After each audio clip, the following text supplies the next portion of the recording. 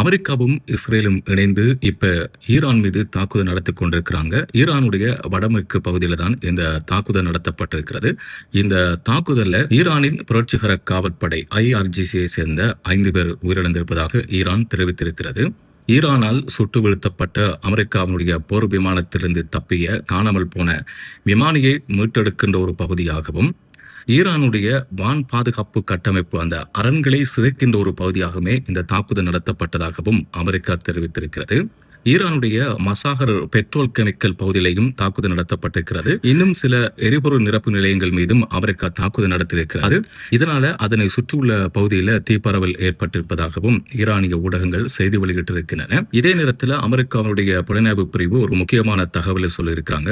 இப்ப யுத்தம் ஆரம்பிக்கப்பட்டதிலிருந்து இதுவரைக்கும் ஈரான் மீது 11,000 தடவைகள் தாக்குதல் நடத்தியிருக்கிறாங்க அமெரிக்காவும் இஸ்ரேலும் இணைந்து. ஆனா எந்த விதமான ஈரானுடைய பாதுகாப்பு கட்டமைப்புகளையும் குறைவு ஏற்படல. அவங்க ஒரு பீனிக்ஸ் பறவை மாதிரி எழுந்து வராங்க. ஒரு நாளைக்கு கிட்டத்தட்ட 20 முதல் 30 ஏவுகணைகளை கொண்டு தாக்குதல் நடத்துறாங்க. 50 முதல் 100 வரையான ட்ரோன்களை கொண்டும் தாக்குதல் நடத்தி கொண்டிருக்கிறாங்க. அமெரிக்கா தாக்கி அழித்தது அப்படின்னு சொல்ற விஷயம் எல்லாமே ஈரான் டம்மியாக செய்து வைத்திருக்கின்ற ஏவுகணை தளங்கள் மீதுதான் தாக்குதல் நடத்தப்பட்டிருக்கிறது. ஈரானுடைய ஏவுகணைகளும் ஈரானுடைய ஏவுகணை கட்டமைப்பு அந்த தளங்களும் இன்னும் ஈரான் மறைத்து வைத்திருக்கிறது. குகைக்குள்ள வைத்திருக்காங்க, நிலத்தடி கீழே வைத்திருக்கிறாங்க. இந்த குகைக்குள்ள இருக்கிறதையும் ஆழமான நிலத்தடிக்கு கீழே இருக்கிறதையும் அமெரிக்காவினாலோ இஸ்ரேலினாலேயோ வான் கட்டமைப்பு மூலமாக பறந்து போய் எவ்வாறான தாக்குதல் நடத்தினாலும் அதை அழிக்கிறது ரொம்ப கஷ்டமானது அப்படின்னு சொல்லி உளவு பிரிவு சொல்கிறது.